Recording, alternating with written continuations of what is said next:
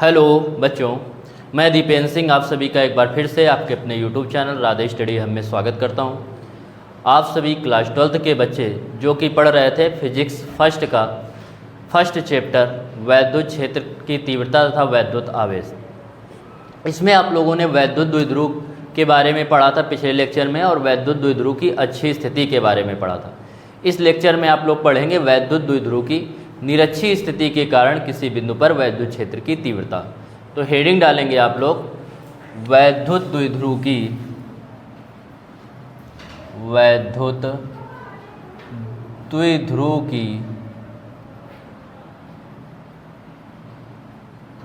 निरक्षीय अथवा अनुप्रस्थ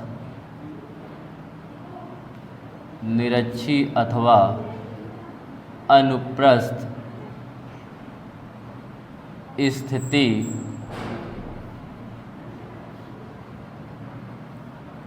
के कारण वैद्युत द्विध्रुव की निरक्षीय अथवा अनुप्रस्थ स्थिति के कारण किसी बिंदु पर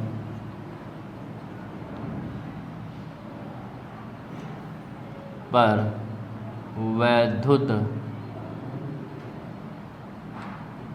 क्षेत्र की तीव्रता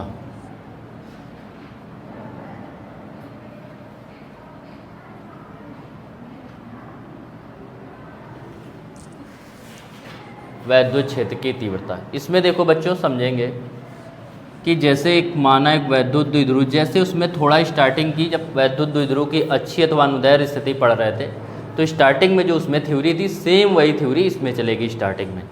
तो जैसे क्या किया कि माना एक वैद्युत द्विध्रुव है, माना एक वैद्युत द्विध्रुव ए बी है, उसमें भी जैसे हम लोगों ने कहा था। तो माना एक वैद्युत द्विध्रुव ए बी है जो किसी ऐसे माध्यम में स्थित है जिसका परावैद्युतांक के है। माना एक वैद्युत द्विध्रुव ए बी किसी ऐसे माध्यम में स्थित है जिसका परावैद्युतांक के है।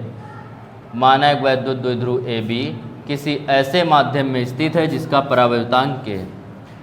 द्विध्रुव माइनस क्यू व प्लस क्यू कूलाम आवेशों से मिलकर बना हुआ है। माना एक वैद्युत द्विध्रुव ए बी किसी ऐसे माध्यम में स्थित है जिसका परावैद्युतांक के है। द्विध्रुव माइनस क्यू व प्लस क्यू कूलाम आवेशों से मिलकर बना है जिनके बीच की अल्प दूरी 2l मीटर है। तो पूरी दूरी यदि 2l है तो इसकी आधी दूरी हो जाएगी l a और आधी l a।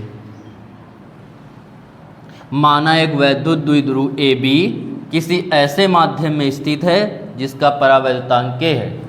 द्विध्रुव माइनस क्यू व प्लस क्यू कूलाम आवेशों से मिलकर बना है जिनके बीच की अल्प दूरी 2l मीटर है। द्विध्रुव के मध्य बिंदु O से इसकी लंब अर्धक व निरक्षीय स्थिति में स्मॉल r मीटर की दूरी पर लंब अर्धक का मतलब इस पर ये लंब भी है और इसका ये आधा भी है। लंब अर्धक, लंब भी हो और आधा भी हो, ठीक है। माना एक वैद्युत द्विध्रुव ए बी किसी ऐसे माध्यम में स्थित है जिसका परावैद्युतांक के है। द्विध्रुव माइनस क्यू व प्लस क्यू कूलाम आवेशों से मिलकर बना है जिनके बीच की अल्प दूरी 2l मीटर है। द्विध्रुव के मध्य बिंदु O से स्मॉल r मीटर की दूरी पर, स्मॉल r मीटर की यह दूरी है, इसके लंब अर्धक वैद्युत द्विध्रुव के लंब अर्धक तथा निरक्षीय स्थिति में स्मॉल r मीटर की दूरी पर एक बिंदु P है जहां हमें वैद्युत क्षेत्र की तीव्रता ज्ञात करनी है। इसको एक बार फिर से पढ़ समझते हैं, फिर थ्योरी बोल दें तो आप लोग लिख लीजिए। माना एक वैद्युत द्विध्रुव ए बी किसी ऐसे माध्यम में स्थित है जिसका परावैद्युतांक के है। द्विध्रुव माइनस क्यू व प्लस क्यू कूलाम आवेशों से मिलकर बना है जिनके बीच की अल्प दूरी 2l मीटर है। द्विध्रुव के मध्य बिंदु O से स्मॉल r मीटर की दूरी पर एक बिंदु P है जहां हमें वैद्युत क्षेत्र की तीव्रता ज्ञात करनी है। अब इसके बाद देखिए, अब अगर हम यहाँ से ये दूरी हो गई r, तो ये वाली यदि हम लोग दूरी बात करें, ये और ये, तो ये कह रहा था लंब अर्धक है। लंब अर्धक का मतलब 90 अंश का कोण बना रहा है। क्योंकि इस तरफ ये रेखा के साथ 90 अंश का कोण है, तो इस तरफ भी क्या होगा, 90 अंश का कोण होगा। अब जब ये बराबर ये 90 अंश के कोण पर हैं, तो इसमें यदि हम लोग बात करें तो ये बन रहा है क्या, समकोण त्रिभुज। कौन सा, POB, समकोण त्रिभुज POB में ये क्या होगा, कर्ण होगा। और पाइथागोरस की प्रमेय से, पाइथागोरस की प्रमेय से आपको पता है कर्ण का स्क्वायर, कर्ण है PQ, कर्ण का जो स्क्वायर होता है PB, वो होता है लंब का स्क्वायर प्लस आधार का स्क्वायर। तो ये 90 अंश के कोण के सामने वाली भुजा क्या होती है, कर्ण होती है। तो ये वाली भुजा हो गई कर्ण। अगर ये कोण थीटा लें तो इसके सामने वाला लंब हो गया, लंब की लंबाई दे रहा है R, तो R स्क्वायर और प्लस आधार हो गया ये, इस वाले त्रिभुज की केवल बात कर रहे हैं, तो आधार हो गया L, तो ये हो गया L का स्क्वायर। तो PB स्क्वायर, PB बराबर लिख लेंगे तो under root R square plus L square. तो ये वाली जो दूरी आ गई वो आ गई R square plus L square. Clear. फिर से एक बार देखते हैं, माना एक ऐसे ही देखो, पहले एक बार इसको निकाल लें। ऐसे इसको जब निकालेंगे तो समकोण त्रिभुज ये भी R है, ये भी L है, ये 90 अंश है, इसको थीटा मानते हैं, तो ये वाला होगा under root R square plus L square. मतलब बिंदु P की प्लस Q आवेश से भी दूरी under root R square plus L square है, और माइनस Q आवेश से भी दूरी कितनी है, under root R square plus L square है। तो फिर से देखो समझते हैं। माना एक वैद्युत द्विध्रुव AB किसी ऐसे माध्यम में स्थित है जिसका परावैद्युतांक K है। द्विध्रुव माइनस Q व प्लस Q कूलाम आवेशों से मिलकर बना है, जिनके बीच की अल्प दूरी 2L मीटर है। द्विध्रुव के मध्य बिंदु O से इसकी लंब अर्धक व निरक्षीय स्थिति में स्मॉल r मीटर की दूरी पर एक बिंदु P है, जहां हमें वैद्युत क्षेत्र की तीव्रता ज्ञात करनी है। द्विध्रुव के मध्य बिंदु ज्ञात करनी है। बिंदु P की बिंदुओं A व B से जो दूरियां होंगी वो कितनी होगी, under root R square plus L square होगी।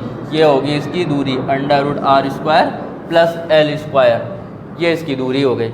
मतलब B से भी दूरी इसकी है, मतलब प्लस Q आवेश से भी दूरी इसकी under root R square plus L square है, और माइनस से भी दूरी under root R square plus L square है। प्लस के कारण जब बच्चों बात करते हैं, प्लस के कारण जब आप वैद्युत क्षेत्र की तीव्रता की बात करते हैं, तो उसकी जो दिशा होती है, डायरेक्शन होती है, वो प्लस आवेश से हमेशा क्या होती है, दूर की ओर होती है।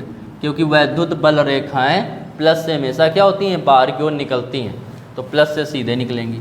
माइनस के कारण जो वैद्युत क्षेत्र की तीव्रता होगी उसकी दिशा ये इस तरफ होगी, तो इसको हमने E1 नाम दे दिया, इसको E2 नाम दे दिया। यहाँ तक बात समझ में? तो पहले इतना लिख लीजिए, उसके बाद आगे बात करते हैं थ्योरी में। देखिए, माना एक वैद्युत द्विध्रुव AB, माना एक वैद्युत द्विध्रुव AB किसी ऐसे माध्यम में स्थित है जिसका परावैद्युतांक K है।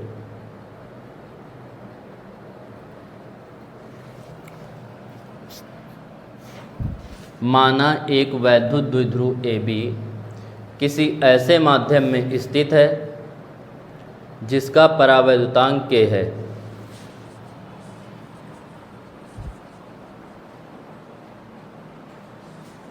जिसका परावैद्युतांक K है। द्विध्रुव माइनस Q व प्लस Q कूलाम आवेशों से मिलकर बना है। द्विध्रुव माइनस Q व प्लस Q कूलाम आवेशों से मिलकर बना है।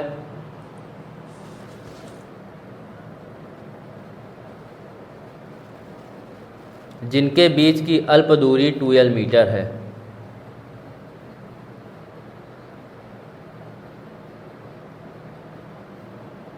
जिनके बीच की अल्प दूरी 2l मीटर है।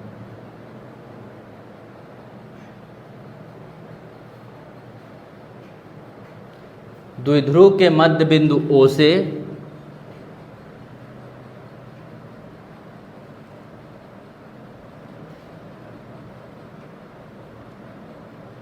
अब आप लोगों को जब लिख रहे होंगे तो आपके दिमाग में ये आ रहा होगा कि जैसा हमने समझाया वो पॉइंट आपके माइंड में ऑटोमेटिक आते जा रहे होंगे कि अब इसके बाद क्या होगा, इसके बाद क्या होगा। तो द्विध्रुव के मध्य बिंदु O से द्विध्रुव की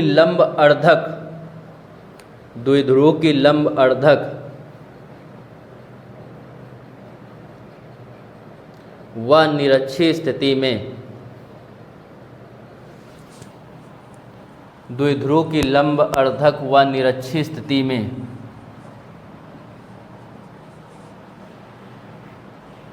स्मॉल r मीटर की दूरी पर लंब अर्धक व निरक्षीय स्थिति में स्मॉल r मीटर की दूरी पर एक बिंदु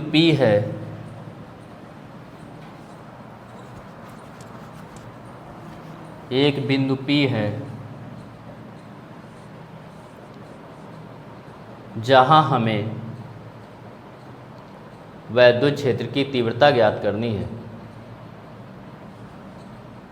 एक बिंदु P है जहां हमें वैद्युत क्षेत्र की तीव्रता ज्ञात करनी है।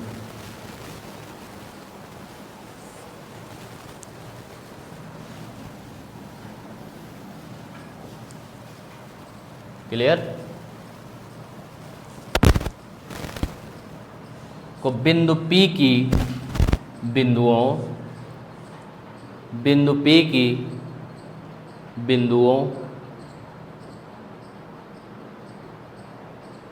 त्वमेव माता पिता त्वमेव बंधुश्च सखा त्वमेव विद्या करुणं त्वमेव सर्व।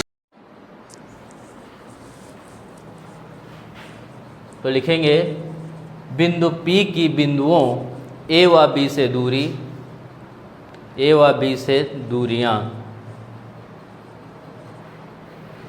से दूरियां समान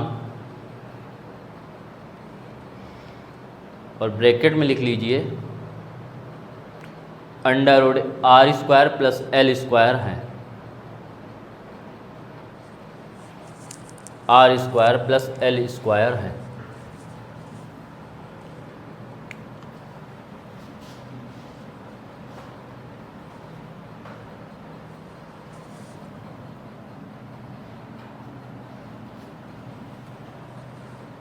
अब देखिए इसका जो ये फिगर हो गया, इसी के बगल में एक और फिगर बना लेना बिंदु P का। इसको थोड़ा अभी हम समझाते हैं रुक के। ये बिंदु P है,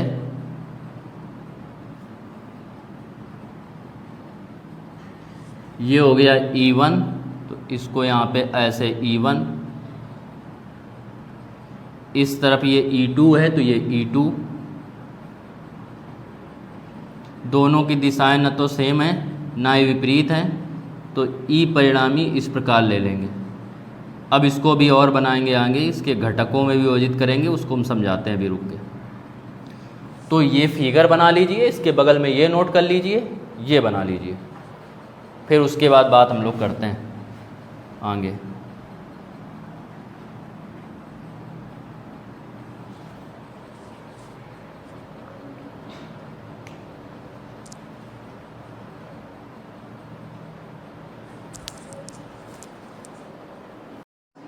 इसके बाद देखिए, अब इसके बाद निकालेंगे प्लस Q कूलाम आवेश के कारण बिंदु P पर वैद्युत क्षेत्र की तीव्रता।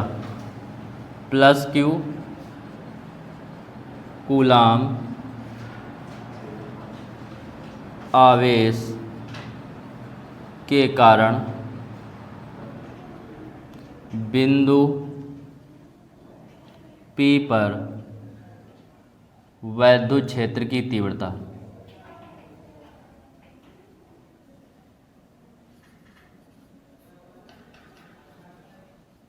तो आपने किसी बिंदु आवेश के कारण क्या पढ़ा है, 1/4πε0 K Q upon R square. तो प्लस क्यू से जो बिंदु पी की जो दूरी है वो कितनी है, under root R square plus L square. तो यहाँ दूरी का स्क्वायर होता है आर स्क्वायर, तो अब की दूरी है ये, तो इसका स्क्वायर हो जाएगा R square plus L square का होल स्क्वायर। स्क्वायर और अंडर रूट क्या होते हैं, जब स्क्वायर भी लगाओ अंडर रूट भी लगाओ पूरे में तो हट जाता है। तो E1 बराबर आएगा 1/4 पाई एप्सिलॉन 0 के क्यू अपॉन, इसका स्क्वायर और अंडर रूट हट जाएगा तो R square plus L square इतने न्यूटन प्रति कूलम। डायरेक्शन की बात होगी दिशा की, तो प्लस से हमेशा वैद्युत बल रेखाएं दूर की ओर जाती हैं और वैद्युत बल रेखाओं की दिशा क्या होती है, वैद्युत क्षेत्र की तीव्रता की दिशा होती है। तो दिशा इसकी हो जाएगी बीपी के अनुदिश। बी प्लस है तो यहाँ से निकलेंगे ऐसे जाएंगे, तो दिशा में लिख देंगे बीपी के अनुदिश। अनुदिश का मतलब होता है कि दिशा में, बीपी के अनुदिश हो जाएगा। ऐसे ही सेम निकालेंगे माइनस क्यू कूलाम आवेश के कारण, तो माइनस क्यू कूलाम आवेश के कारण बिंदु P पर वैद्युत क्षेत्र की तीव्रता, वैद्युत क्षेत्र की तीव्रता,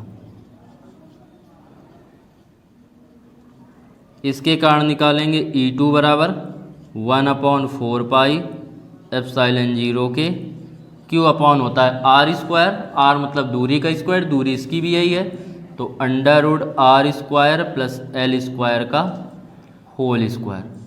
अब स्क्वायर भी लगा है अंडर रूट भी लगा है, तो दोनों के दोनों क्या होंगे, हट जाएंगे इसमें।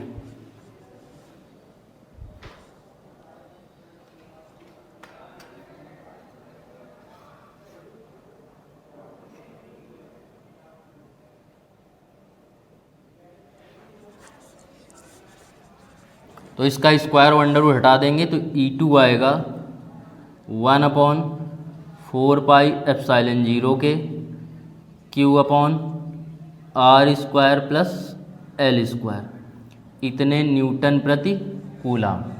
अब जो दिशा होती है वो माइनस की ओर होती है, तो ये प्लस पी से माइनस की ओर होगी, तो इस डायरेक्शन में होगा, मतलब पी ए के अनुदिश, पी ए के अनुदिश। इतना नोट कीजिए।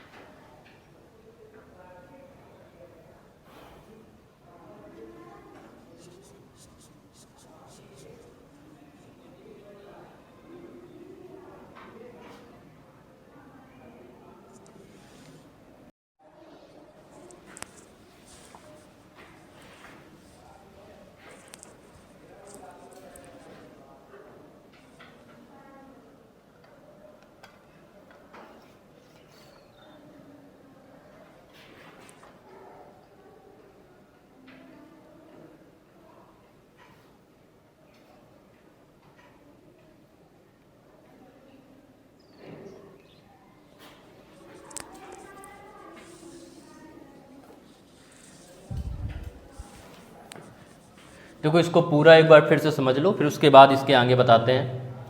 माना एक वैद्युत द्विध्रुव ए बी किसी ऐसे माध्यम में स्थित है जिसका परावर्तन के है। द्विध्रुव माइनस क्यू व प्लस क्यू कूलाम आवेशों से मिलकर बना है, जिनके बीच की अल्प दूरी 2l मीटर है। द्विध्रुव के मध्य बिंदु O से द्विध्रुव की लंब अर्धक व निरक्षीय स्थिति में r मीटर की दूरी पर एक बिंदु P है, जहां हमें वैद्युत क्षेत्र की तीव्रता ज्ञात करनी है। इसके बाद क्या किया हमने, यहाँ से दूरी निकाली पाइथागोरस की प्रमेय से, तो ये आई, और इतनी ही इसमें भी पाइथागोरस की प्रमेय यदि लगाएंगे तो इतनी ही आएगी।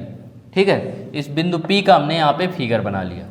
प्लस के कारण वैद्युत क्षेत्र की तीव्रता जो होगी वो ऐसे होगी, प्लस आवेश से बल रेखाएं निकलती हैं तो ये होगी P से P की ओर, और माइनस के कारण क्या होती हैं, बल रेखाएं माइनस की ओर आती हैं, तो माइनस की ओर आएंगी तो क्या होगा, P से A की ओर, तो P A के अनुदिश। तभी हमने क्या किया है कि प्लस के कारण जो निकाली थी उसमें क्या निकाला था, BP के अनुदिश, ऐसे बल रेखाएं जाएंगी, और इसके कारण निकाला तो इस टाइप से ऐसे आएंगी, तो आएगा PA के अनुदिश। तो आपको ये दोनों वैद्युत क्षेत्र की तीव्रताएं प्राप्त हो गई, E1 और E2। इनके मान हम यहाँ पे लिखे ले रहे हैं। E1 आपने प्राप्त किया 1/4 पाई, आपको नहीं लिखना है यहाँ पे, आपको ऐसे ही लिखे रहने देना है क्योंकि ये रब करेंगे इसलिए लिख रहे हैं, Q/R² + L², न्यूटन प्रति कूलाम और दिशा BP के अनुदिश।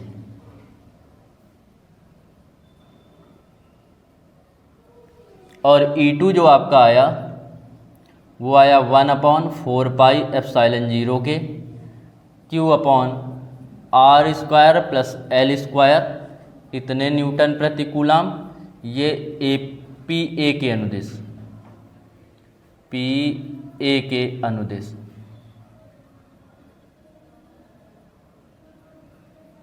ये आ गया, क्लियर। अब इसको हम रब कर रहे हैं।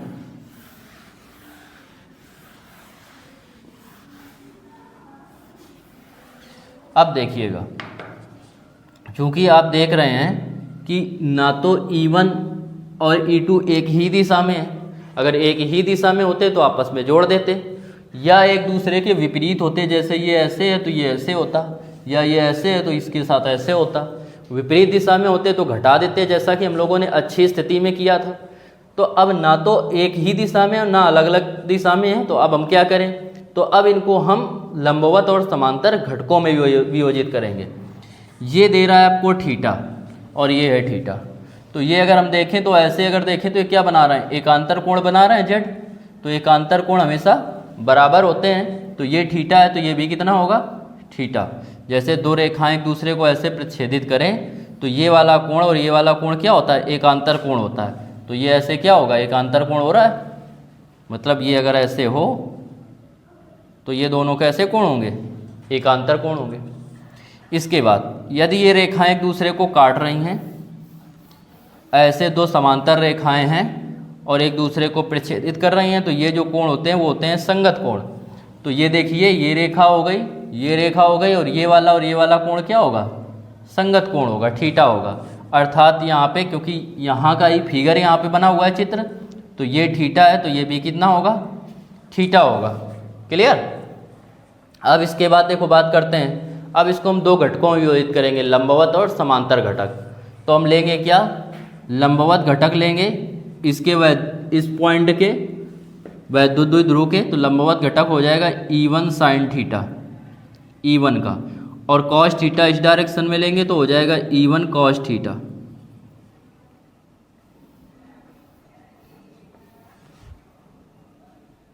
E1 cos theta. अच्छा, अब हमें ये कैसे पता चलेगा कि हम साइन कौन सा लें, कॉस कौन सा लें। तो इसको लर्न करने के लिए या समझने के लिए याद रखना है, जो लाइन थीटा को टच करती हो, जो रेखा थीटा को टच करती हो, स्पर्श करती हो, उसके साथ कॉस लेंगे, और जो थीटा को टच ना करती हो उसके साथ साइन लेंगे। यदि यहाँ थीटा होता तो ये कॉस होता और ये साइन होता। ये थीटा को टच कर रही है, ये वाली रेखा, इसका निकाल रहे हैं घटक, तो ये थीटा को टच कर रही है तो इसका ये वाला किस में होगा, कॉस में, और ये थीटा को नहीं टच कर रही है तो साइन में। ऐसे इसमें ये वाला है, इसका निकालेंगे तो ये थीटा को नहीं टच कर रही है तो किस में आ जाएगा, साइन में, और E2 है तो यहाँ पे 2 होगा, और इस तरफ ये वाला हो जाएगा कॉस में, तो E2 कॉस थीटा। अब ये दोनों कैसे हैं, विपरीत दिशाओं में, विपरीत दिशाओं वाले घट जाएंगे, तो घट के क्या हो जाएंगे, 0, और ये हैं दोनों एक ही दिशा में, तो ये जुड़ जाएंगे। ये घट के 0 क्यों होंगे, क्योंकि E1 का मान आपको कितना दे रहा है, 1/4πε0 Q/R² + L²। E2 का भी मान कितना दे रहा है, इतना ही दे रहा है। इसके आगे यदि हम साइन लिख दें और इसके आगे साइन थीटा लिख लें तो दोनों एक ही समान होंगे बिल्कुल, और समान जैसे 5 में 5 घटा दें 0 आता है, तो ऐसे इन दोनों को हम समान राशियों को घटा देंगे तो क्या हो जाएगा, 0 हो जाएगा। फिर ये दोनों एक ही दिशा में हैं, तो परिणामी वैद्युत क्षेत्र की तीव्रता जो होगी वो किसके कारण होगी, समांतर घटकों के कारण होगी। तो पहले तो लिखेंगे कैसे, पहले समझ लो फिर उसके बाद लिखिए। तो लिखेंगे बिंदु P पर E1 व E2 को उनके लंबवत व समांतर घटकों में वियोजित करने पर या बांटने पर लंबवत घटक ब्रैकेट में लिखेंगे E1 साइन थीटा व E2 साइन थीटा। परिमाण में बराबर है। परिमाण में बराबर कैसे है? हमने बताया कि इनके आगे साइन लगा दें तो दोनों क्या होंगे? सेम, एक ही जैसी वैल्यू होगी। मान मतलब परिमाण का मतलब मान समान होगा। जब मान समान होंगे और दिशाएं क्या हैं? विपरीत हैं, अतः ये एक दूसरे के प्रभाव को निरस्त कर देंगे। मतलब क्या हो? एक कार को आगे से धक्का दे रहा हो पीछे की ओर, एक पीछे से आगे की ओर धक्का दे रहा हो और बराबर बल लगा रहा हूँ, तो दोनों के प्रभाव से ना तो कार आगे जाएगी ना ही पीछे जाएगी, तो निरस्त हो जाएगा, कोई प्रभाव नहीं रहेगा। तो इनका प्रभाव निरस्त हो गया। जो समांतर घटक है E1 cos थीटा और E2 cos थीटा, वो एक ही दिशा में है, अतः परिणामी वैद्युत क्षेत्र की तीव्रता E बराबर क्या होगा? E1 cos theta plus E2 cos theta. बात समझे? फिर से एक बार समझो फिर लिखो। बिंदु P पर E1 व E2 को क्रमशः समांतर व लंबवत व समांतर घटकों में वियोजित करते हैं। लंबवत घटक E1 साइन थीटा व E2 साइन थीटा परिमाण में बराबर हैं किंतु दिशाएं विपरीत हैं, अतः ये एक दूसरे से निरस्त हो जाएंगे। जबकि समांतर घटक E1 cos थीटा व E2 cos थीटा एक ही दिशा में होने के कारण एक दूसरे आपस में जुड़ जाएंगे, अतः बिंदु P पर परिणामी वैद्युत क्षेत्र की तीव्रता इतनी होगी। फिर उसके बाद हम लोग सॉल्व करेंगे। लिखिए इतना।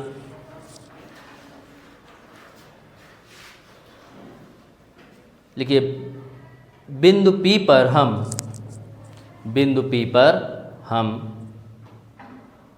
E1 व E2 को बिंदु P पर हम E1 व E2 को क्रमशः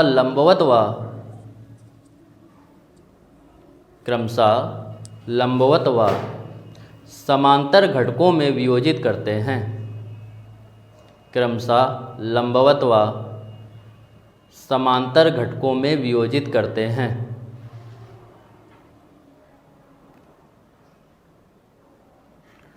समांतर घटकों में वियोजित करते हैं। लंबवत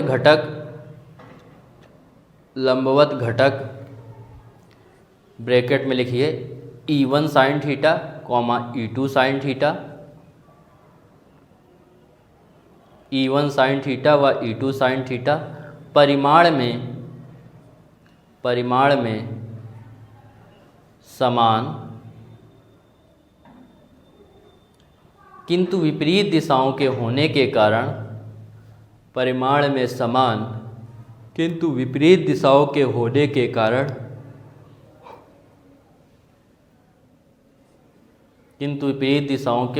कारण, एक दूसरे को निरस्त कर देते हैं। निरस्त मतलब समाप्त कर देते हैं एक दूसरे के प्रभाव को, एक दूसरे को निरस्त कर देते हैं। जबकि समांतर घटक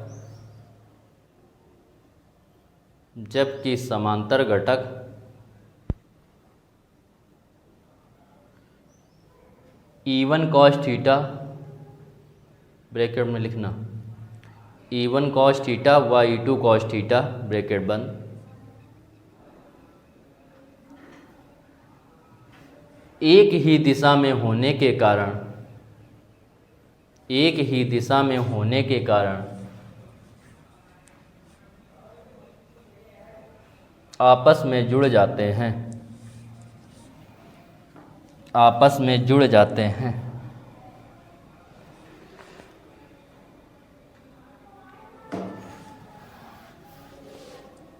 इस फिगर को कंप्लीट कर लीजिए आप लोग जो बनाया था।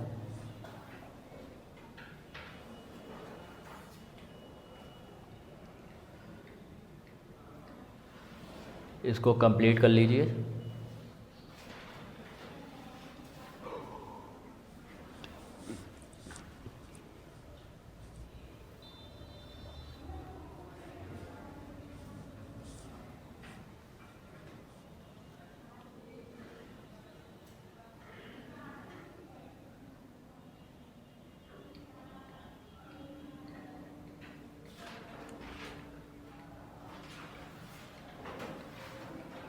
ठीक, कंप्लीट हो गया।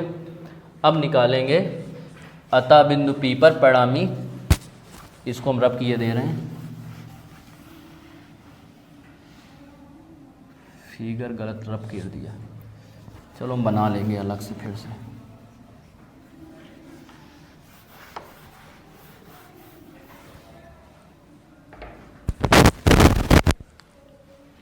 निकालेंगे। ये आपको नोट नहीं करना था, उसी के आगे जहाँ तक नोट था उसी के आगे अब नोट करना है। ये तो हमने ऐसे लिख दिया था क्योंकि एक साथ। तो क्या करेंगे, बिंदु अतः बिंदु P पर परिणामी वैद्युत क्षेत्र की तीव्रता E बराबर E1 cos theta plus E2 cos theta, यही तो आई थी चित्र में।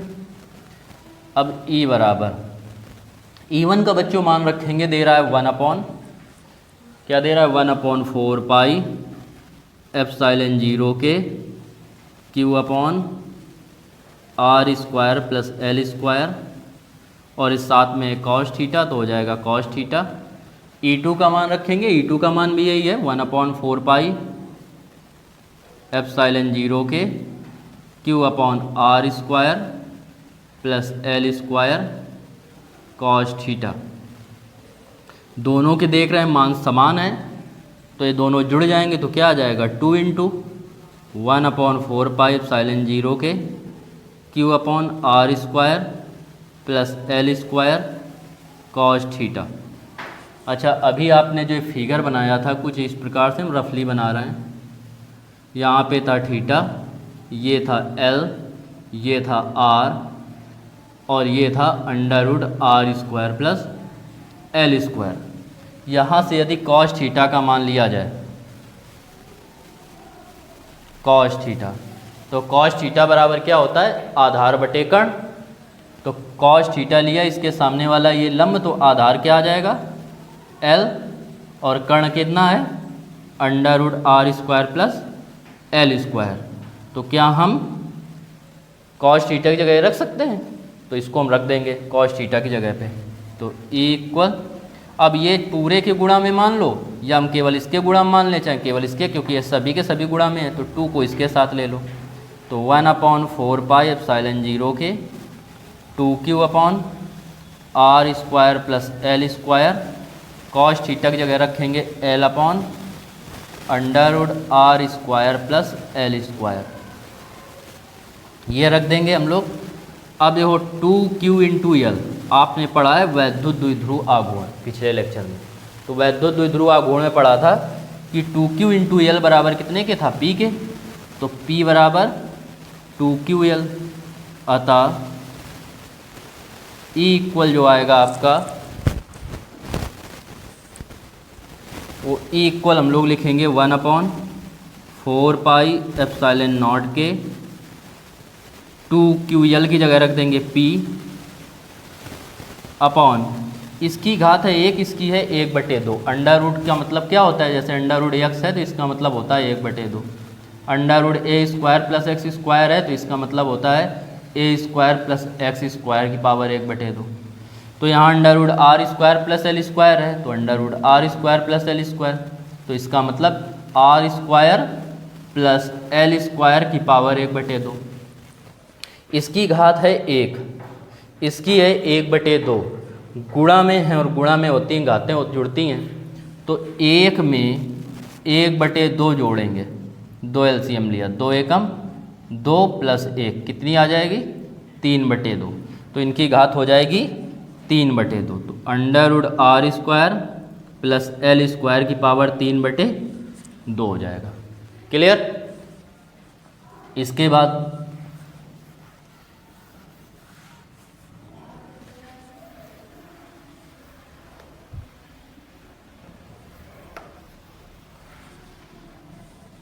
अब पीछे जैसा कि बताया था कि जो L का मान होता है वो R की तुलना में बहुत ही कम होता है, बहुत छोटा होता है। मतलब चूँकि L is R is very greater than, बहुत बड़ा है L से, अतः L स्क्वायर को R स्क्वायर की तुलना में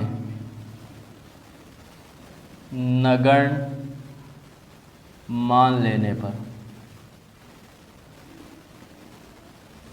इसको नगण्य मान लेंगे, एल स्क्वायर को नगण्य मान लेंगे, मतलब लगभग शून्य के समान मान लिया, तो ये हट गया। तो जब ये अगर ये 0 के समान हो गया तो केवल क्या बचा, आर स्क्वायर यहाँ पे। तो ई बराबर, तब ई बराबर 1/4 पाई एप्सिलॉन 0 के पी अपॉन, ये बचेगा केवल आर स्क्वायर की पावर है 3/2, तो 2 गुणा 3/2, 2 से 2 कट गया, बचेगा केवल 3, तो यहाँ घात केवल आ जाएगी आर की 3। तो ई बराबर 1/4 पाई एप्सिलॉन 0 के पी अपॉन, 2 से 2 कट गया, केवल 3 बचा, मतलब r3, इतने न्यूटन प्रति कूलम। यह आ गया इसका आंसर। अब इसमें से यदि माध्यम क्या हो, यदि माध्यम निर्वात अथवा वायु हो,